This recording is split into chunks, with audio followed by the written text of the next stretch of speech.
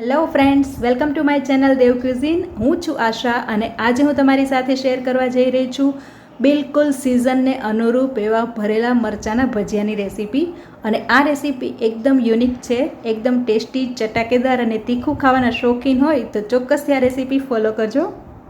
વરસતા વરસાદમાં જો ગરમા ગરમ મરચાંના ભજીયા અને આદુવાળી ચા મળી જાય તો મજા આવી જાય. આ મરચાંનું જે આપણે સ્ટફિંગ બનાવશું તો એકદમ ટેસ્ટી અને ફટાફટ બની જાય તેવું છે.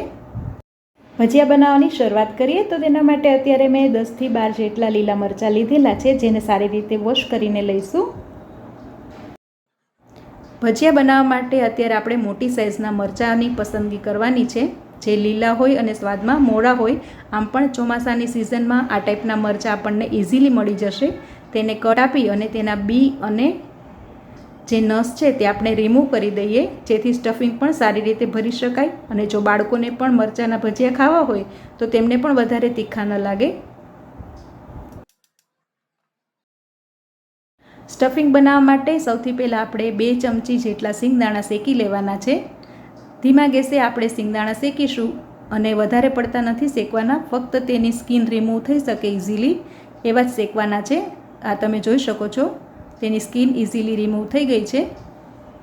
તો ગેસ બંધ કરી દઈએ.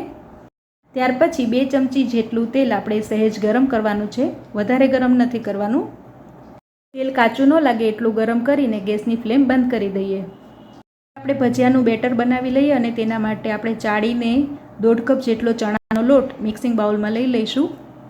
કરીશું અડધી ચમચી મીઠું, અડધી ચમચી અજમો લઈ હાથેથી ક્રમ્બલ કરીને એડ કરીએ, જેથી બેટરમાં તેની ફ્લેવર ખૂબ જ સરસ આવશે. ભજીયાનું ઉપરનું લેયર થોડું સોફ્ટ બનાવવા માટે 1 ચમચી ખાંડ એડ કરી દઈએ. હવે થોડું પાણી એડ કરી અને બેટર તૈયાર કરવાનું છે. થોડી હળદર નાખવાની રહી ગઈ છે તો હું એ પણ એડ કરી દઉં છું. નાની ચમચી હળદર એડ કરીએ. જો તમે ભજીયાનું બેટર પહેલી વાર બનાવતા હોય તો એકસાથે વધારે પાણી એડ નહીં કરવાનું, પણ થોડું આ રીતે પાણી એડ કરતા જવાનું અને મિક્સ કરતા જવાનું, જેથી કરીને પરફેક્ટ ભજીયાનું બેટર બનશે. આ રીતે એકધારું ચલાવવાથી બેટર સરસ સ્મૂથ બનશે. તમે જોઈ શકો છો, તેની કન્સિસ્ટન્સી પણ આ રીતે રાખવાની છે. મેઇન ઇન્ગ્રેડિયન્ટ્સ તરીકે આપણે મિક્સ ચવાણું લઈ રહ્યા છીએ અને તે ખાટું મીઠું અને તીખું હોય છે. વધારે તીખું નથી લેવાનું, નહીંતર બીજા ઇન્ગ્રેડિયન્ટ્સ આપણે એડ કરીશું તેનો ટેસ્ટ નહીં આવે. મિક્સી જારમાં ચવાણું નાખી અને તેને દરદરું ક્રશ કરવાનું છે, પાવડર ફોર્મમાં ક્રશ નથી કરવાનું.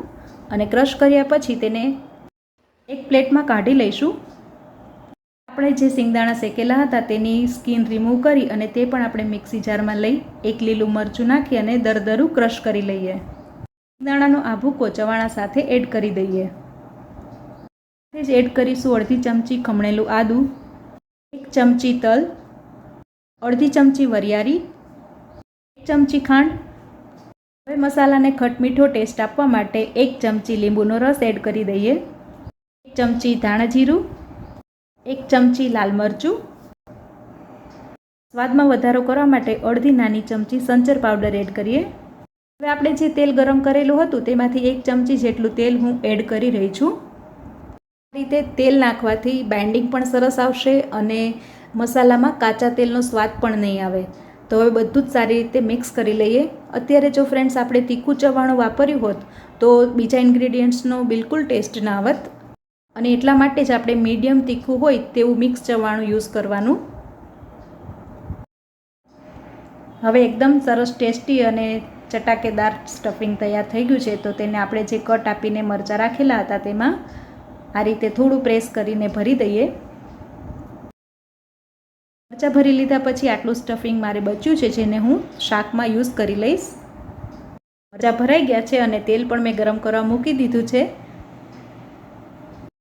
આપણે જે બેટર બનાવેલું છે તેમાં અડધી નાની ચમચી કુકિંગ સોડા એડ કરીએ અને ગરમ તેલમાંથી 1 ચમચી તેલ એડ કરી દઈએ અને ફરીથી સારી રીતે મિક્સ કરી લઈએ. આ રીતે ગરમ તેલ એડ કરવાથી ભજીયાનું જે ઉપરનું લેયર છે તે એકદમ સરસ સોફ્ટ બનશે.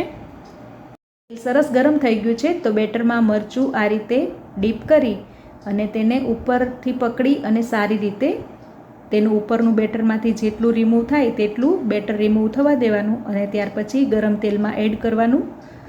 ધ્યાન રાખવાનું કે તેલના છાંટા ન ઉડે. જો તમે પહેલી વાર બનાવતા હોય તો ખાસ ધ્યાન રાખવાનું.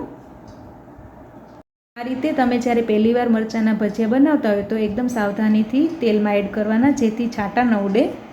ભજીયા તળાઈ ગયા છે તો એક પ્લેટમાં કાઢી લઈએ. તો મરચાંના ભજીયા તૈયાર છે. આપણે કટ કરીને પણ ચેક કરી લઈએ.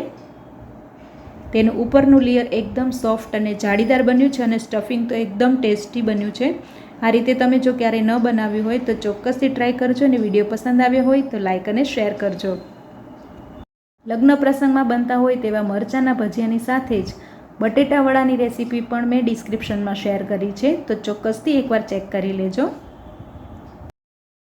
તો ફ્રેન્ડ્સ, તમને આ રેસીપી કેવી લાગી તે ચોક્કસથી મને કમેન્ટમાં જણાવજો અને મારી ચેનલ પર નવા વ્યૂવર્સ હોય તો ચેનલને સબસ્ક્રાઈબ કરીને બાજુમાં આપેલા બેલ આઇકોન પર ક્લિક જરૂર કરજો, જેથી તમને અમારા આવનારા નવા વિડીયોની નોટિફિકેશન મળતી રહે. ફરી મળીશું નવી રેસીપી સાથે. Take care. બાય.